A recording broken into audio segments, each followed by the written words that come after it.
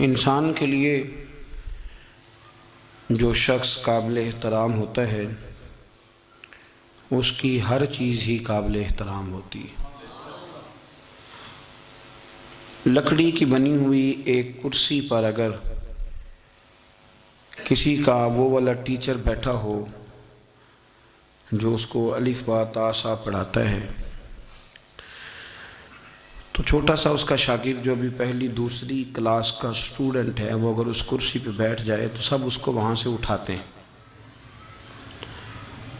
اور اس کو یہ کہا جاتا ہے کہ تو اس پہ نہ بیٹھ اس لیے کہ یہ تیرے استاد کی کرسی ہے۔ آپ اس پہلو کو سمجھیں،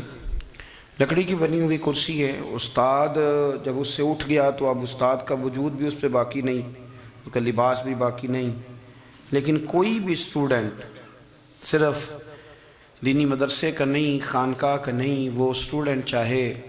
کسی کالج کا ہو، یونیورسٹی کا ہو، کسی اسکول کا ہو، اس کرسی پر نہیں بیٹھتا اور کہا جاتا ہے کہ تو نہ بیٹھ اس لیے کہ یہ تیرے استاد صاحب کی کرسی ہے۔ جو لوگ قابل احترام ہوتے ہیں، قابل اکرام ہوتے ہیں، ان کی ہر چیز ہی قابل احترام ہوتی ہے اور یہ دعویٰ نہیں کیا جا سکتا کہ میں فلاں آدمی کی بڑی عزت کرتا ہوں پر میں اس کے باپ کی عزت نہیں کرتا، میں اپنے استاد کا بڑا احترام کرتا ہوں، میرا استاد ہے نا، اس کے ابا جی تو میرے استاد نہیں نا، یہ بات قابل قبول نہیں ہوتی۔ آپ فطری تقاضوں کو سمجھیں، جو آدمی آپ کے لیے قابل اکرام ہے اس کی ہر چیز قابل احترام ہے، آپ کو اس کا اکرام کرنا ہے۔ یہ پوری دنیا میں اصول لاگو ہوتا ہے، پوری دنیا میں۔ ہم جو سادے لوگ تھے، دیہاتی لوگ تھے، ہم تو کہتے تھے کہ جہاں بیٹھ کے میں روزی کماتا ہوں میں تو اس جگہ کی بڑی عزت کرتا ہوں، اس لیے کہ اللہ کریم مجھے یہاں سے حلال رزق عطا کرتا ہے۔ تو یہ یاد رکھیں کہ جو چیزیں قابل اکرام ہوں گی، قابل احترام ہوں، ان سے منسوب چیزیں بھی ہمیشہ قابل احترام ہوتی ہیں۔ لباس سارا ہی کارخانے میں بنتا ہے لیکن جو قدر احرام کی چادروں کی ہوتی ہے نا، وہ باقی لباس کی قدر نہیں ہوتی، اور یہ بھی ممکن ہے کہ احرام کی چادریں سستی ہوں اور باقی لباس مہنگا ہو، لیکن یہ تو نسبت ہے نا کہ یہ حرم شریف پہن کے جانی ہے۔ تو آپ اس بات کو ضرور حافظے میں رکھیں، محفوظ کریں اس کو کہ جو بھی قابل قرآن مجید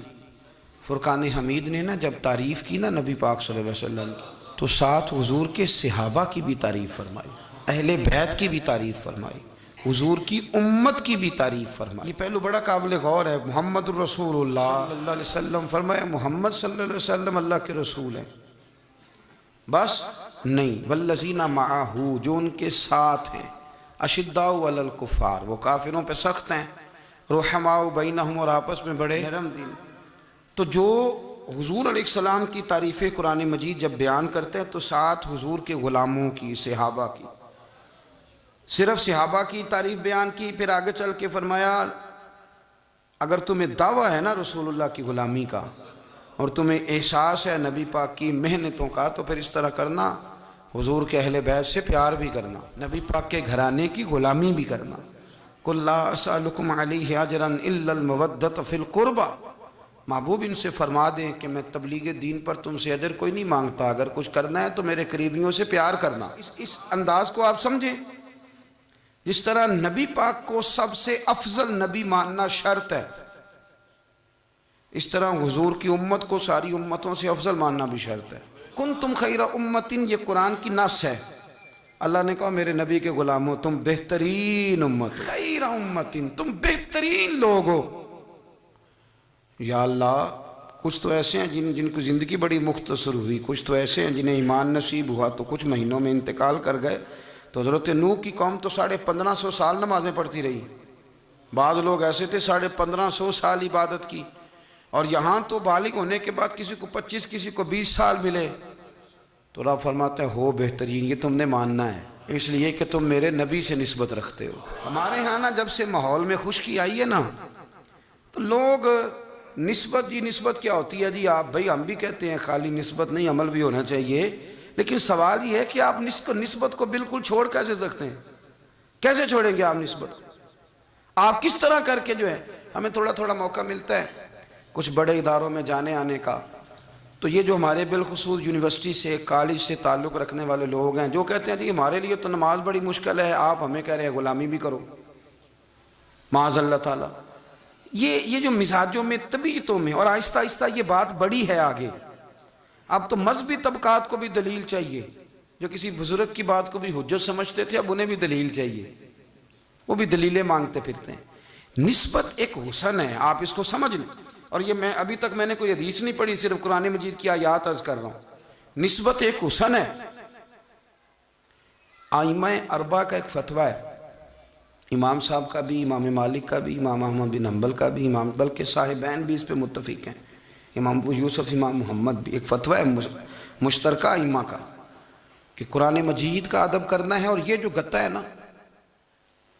یہ جزوِ قرآن تو نہیں، اس پر آیتیں تو نہیں، اس پہ کوئی چیز قرآن مجید سے تعلق رکھنے والے لکھی، لیکن اس گتے کو بھی آپ بغیر وضو کے ہاتھ نہیں لگا سکتے۔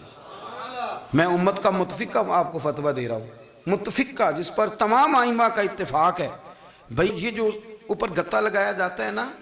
یہ صرف قرآن مجید کی جلد کو مضبوط کرنے کے لیے لگایا جاتا ہے، اس کو بھی بغیر وضو کے چھونا جائز ہے۔ حضرت جی گتا ہے، یہ قرآن نہیں، لیکن قانون بن گیا کہ قرآن سے جوڑ تو گیا ہے نا، قرآن سے جوڑ تو گیا ہے نا، لہذا چونکہ جوڑ گیا ہے